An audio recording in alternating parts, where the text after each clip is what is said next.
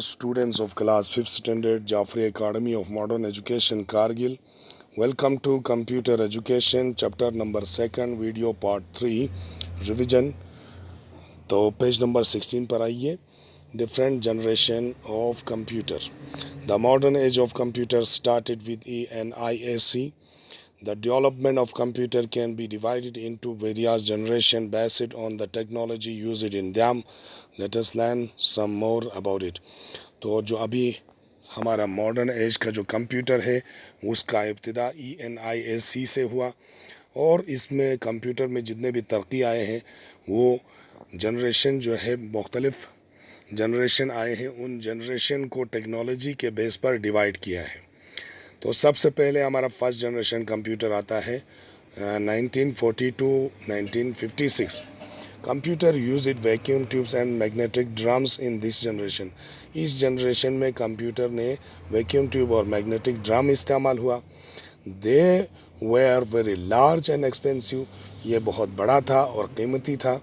They use it a great deal of electricity and generated a lot of heat. ये बहुत ज़्यादा electricity इस्तेमाल करते थे और बहुत ज़्यादा गर्म होता था. only one problem could be solved by them at a time.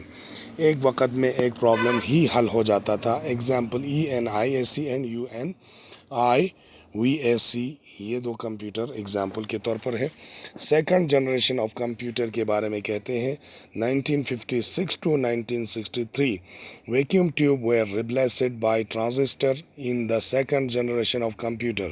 Second generation of computer में वैक्यूम ट्यूब की जगह पर ट्रांजिस्टर इस्तेमाल हुआ, उसको रिप्लेस किया, उसकी जगह पर तब्दील किया.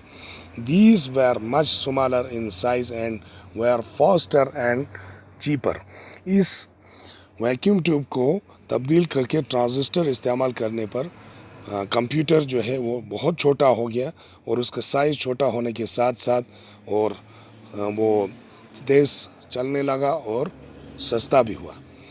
तीसरा इसका जो फ़ायदा था वो था programming become easier with these computers. इस कंप्यूटर में प्रोग्राम करना फर्स्ट कंप्यूटर की निस्बत में बहुत आसान रहा.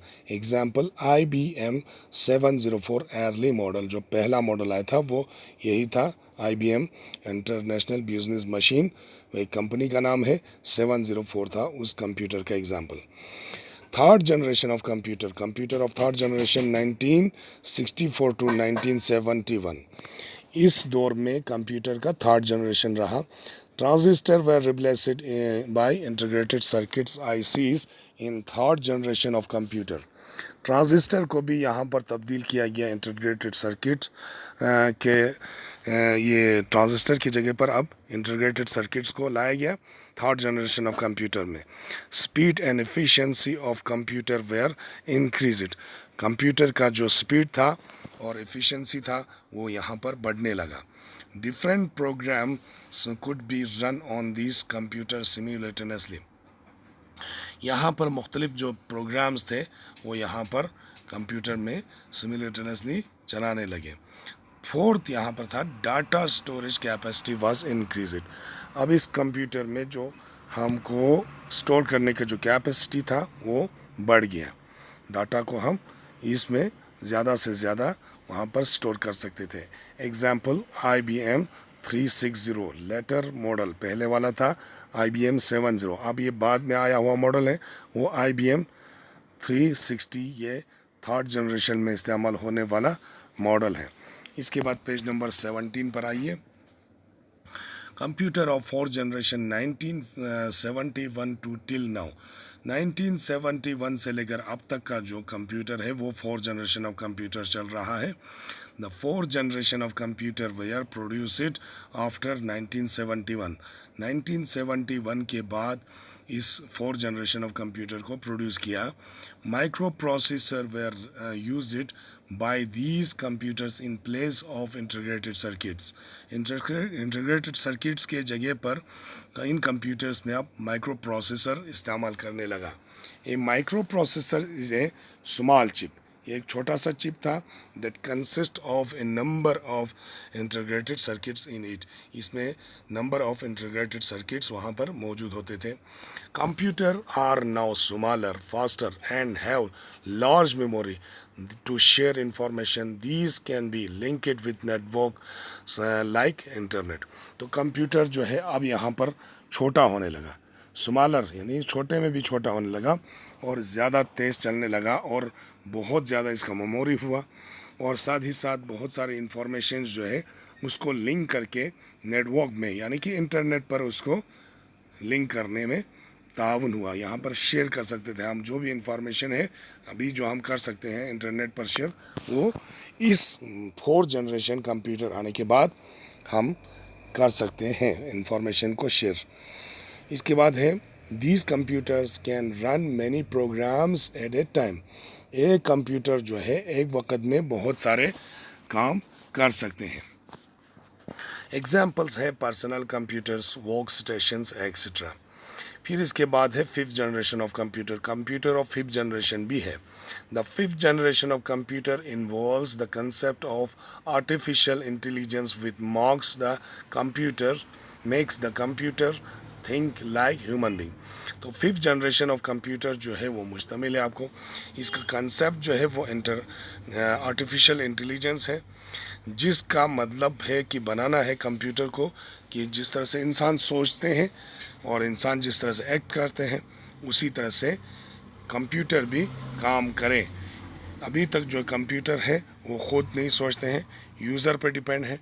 अब यहाँ पर 5th जनरेशन ऑफ कंप्यूटर जब आ जाएंगे तो उसमें क्या होगा, जैसे रोबोट सिस्टम होता है, रोबोट में आपने देखा होगा वो ख़ुद चलते हुए आपको, तो उसी तरह से उसमें आप और भी ज़्यादा कुछ चीज़ें हो जाए, जैसे इंसान जिस तरह से सोचते हैं उसी तरह से आर्टिफिशियल इंटेलिजेंस के ज़रिए 5th जनरेशन ऑफ कंप्यूटर, जिसको सुपर कंप्यूटर भी कहते हैं, उसमें वो ख़ुद सोचे भी और ख़ुद वहाँ पर फैसला भी ले लें।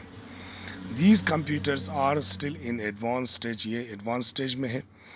These computers are generally referred to as supercomputer. They are very powerful. बहुत पावरफुल होता है, इसको सुपर कंप्यूटर भी कहा जाता है। They will use artificial intelligence, यहाँ पर artificial intelligence इस्तेमाल होता है इन कंप्यूटर्स में। It denotes that they would think, decide and act like human being। जिस तरह से इंसान सोच सकते हैं, इंसान डिसाइड कर सकते हैं और इंसान अमल कर सकते हैं। फ़ैल उसका कौल और अमल एक होता है लाइक ह्यूमन बीइंग, जिस तरह से इंसान के है, और दियर ऑन उसका अपना होता है सोच, और उसी हिसाब से वो डिसाइड करते हैं, काम करते हैं। उस तरह से ये सुपर कंप्यूटर भी काम करे। इस सुपर कंप्यूटर में further increase the speed amazingly and reduce the time two seconds. यहाँ पर सुपर कंप्यूटर जो है उसमें बहुत कुछ यहाँ पर स्पीड जो है वो हैरानकुन से यहाँ पर है कि उसका स्पीड जो है बहुत तेज़ है और उसका टाइमिंग जो है वो सेकंड्स में भी रिड्यूस किया हुआ है। तो डियर स्टूडेंट्स, ये हो गया हमारा आज का टॉपिक। नेक्स्ट टॉपिक हमारा चैप्टर नंबर 3 से आगे होगा। तब तक के लिए खुदा हाफिज़, good bye, all the best.